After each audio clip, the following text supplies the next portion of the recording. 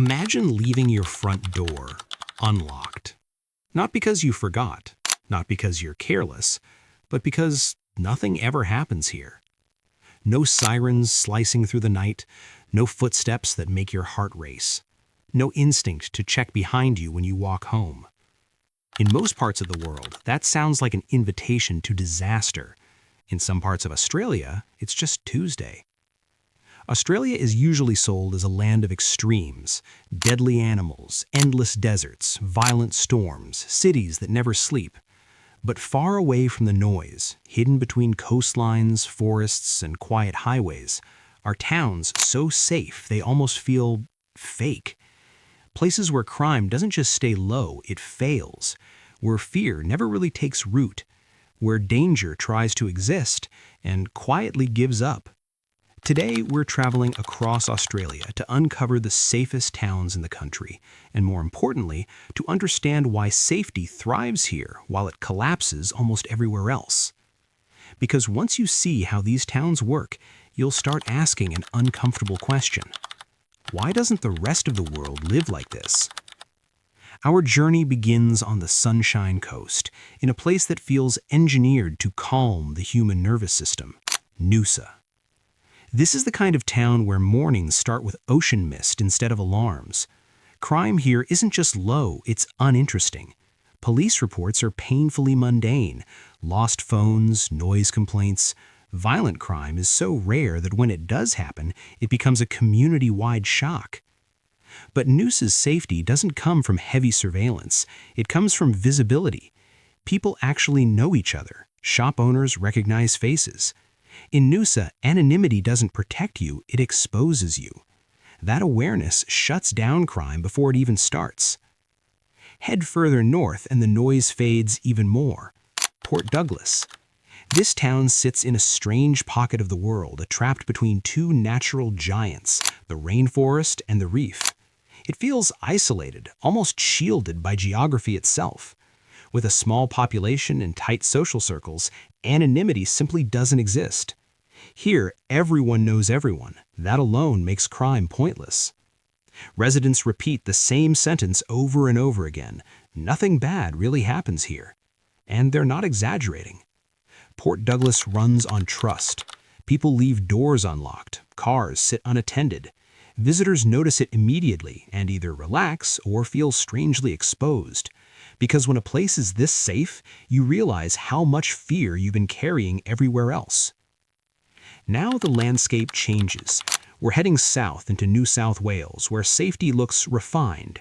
Bowral. At first glance, it feels like an English postcard. Perfectly trimmed hedges, heritage homes. But Bowral isn't safe because it's pretty, it's safe because it's stable. This town attracts people escaping the pressure cooker of the big cities.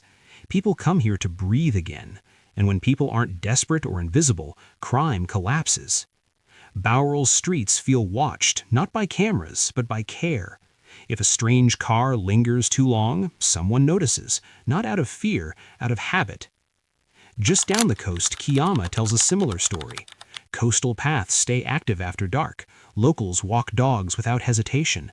Kiama's rhythm is slow and predictable, and predictability is the enemy of crime. Nothing hides here. In Victoria, safety takes on a different texture. Daylesford.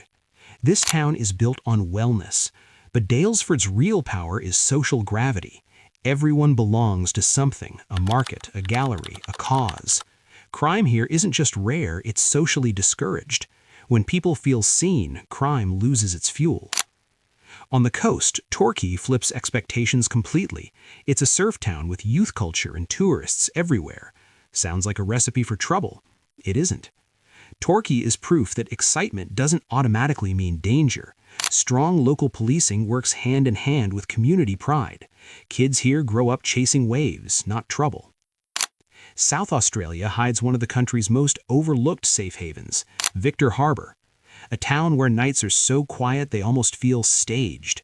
Victor Harbour runs on routine, walks along the jetty, weekly markets. Routine creates visibility. Visibility creates safety. Everything happens in the open, and that openness keeps the town peaceful. Tasmania, often forgotten.